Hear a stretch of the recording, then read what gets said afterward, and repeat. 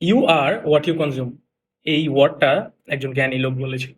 আসলে আমরা যে জিনিসটা প্রত্যেকদিন দেখি বা প্রত্যেকদিন যে জিনিসটা নিয়ে কন্টেন্ট কনজিউম করি বা যে জিনিসটা নিয়ে সবসময় চর্চা করি, সেই জিনিসটাই আমরা। একটা কনসেপ্ট আছে গার্বেজ ইন গার্বেজ আউট।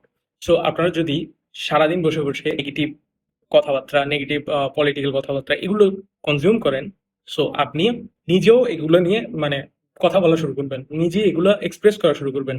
কিংবা আপনি যদি একটা ভালো বই পড়েন বা একটা ভালো নলেজ গ্যাদার করেছেন, সো আপনার পাশে কলিগ থাকতে পারে, আপনার ফ্রেন্ড সার্কেল থাকতে পারে, তাদেরকে আপনি চাবেন যে ওই ভালো জিনিসটা শেয়ার করতে। এই আপনি যদি ধরেন ফালতু আবর্জনা জিনিস যেগুলো আপনার ব্রেনে সারাদিন কনজিউম করতে থাকেন, সারাদিন রিলস বা কাইন্ড অফ নাটক টাটক এগুলো দেখতে থাকেন, ড্রামা এই জিনিসটাই দেখতে থাকেন, সো আপনার সাবকনশিয়াস মাইন্ড থিঙ্ক করে নিবে আপনি এই জিনিসগুলো কি বেশি প্রাধান্য দিচ্ছেন। সো আপনি ইভেনচুয়ালি ওরকমই হয়ে যাবেন যেগুলো আপনি কনজিউম করছেন। সো এটাকেই বলা হয় garbage in garbage out. So আসলেই আমাদের আসলে রাইট জিনিস, সঠিক জিনিস কনজিউম করা উচিত, সঠিক জিনিস যাতে আমরা নিজেরা এক্সপ্লোর করতে, এই জন্যই বলা হয় you are what you consume. So এরকম আরো ইনফরমেটিভ ভিডিও পেতে অবশ্যই আমাদের এই চ্যানেলের পাশে থাকবেন। Thank you.